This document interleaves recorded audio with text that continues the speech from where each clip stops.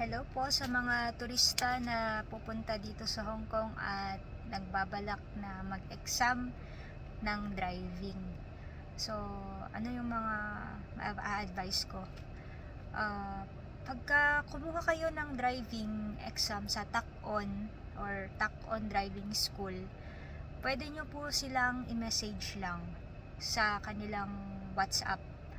So, doon nyo na po isasend din yung payment po ninyo. Hindi nyo na po kailangang mag-physical na pumunta sa TAC-ON yung mga kamag-anak ninyo.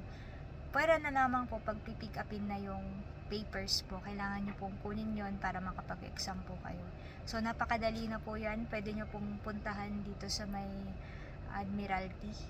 So, usually po doon po kinukuha yung mga or sinasubmit yung mga papers sa TAC-ON. So, pwede pong magpatulong kayo sa kanila kung paano or i-message nyo na po sila directly. Nasa website naman po yung number ng TAC-ON WhatsApp. So, ano pa yung i-settle ng mga kamag-anak ninyo? Pwede po dapat ayusin na nila yung proof of address nila. Send din po nila yung ID nila. Tapos, syempre, yung payment po. So, ibibigay naman po nila yung breakdown sa payment.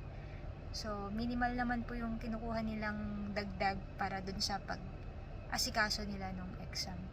So, halimbawa may exam ka na, pupunta ka na dito sa Hong Kong as a tourist.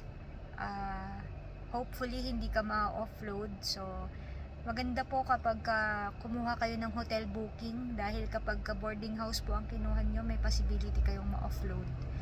So, halimbawa, nandito na po kayo, nakapag-exam po kayo, and luckily, nakapasa po kayo ng driving exam kasi nag-review po kayo ng maigi. Wag po muna kayong aalis sa exam area kapag nag-exam kayo. Kayo na po mismo ang mag-process ng learner's license ninyo para hindi na po kailangan ng authorization letter na nagmumula sa inyo na aasikasuhin pa po ng kamag-anak po ninyo. So, pag nakapasa po kayo, hanapin nyo po yung pagbabayaran sa cashier para po mabayaran ninyo yung learner's license ninyo. So, it's around 545.